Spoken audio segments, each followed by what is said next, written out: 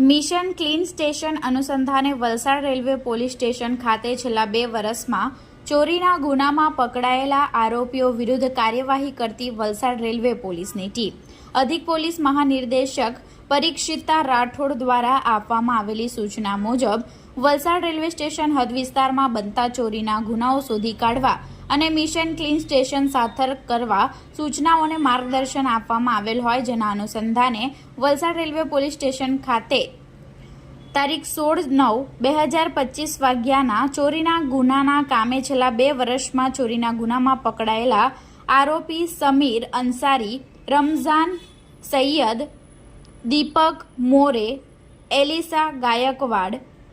રેહાન શેખ, ઇદ્રીશ ખાન આ 6ની ધરપકડ કરી રેલવે પોલીસે આગળની વધુ કાર્યવાહી હાથ ધરી છે।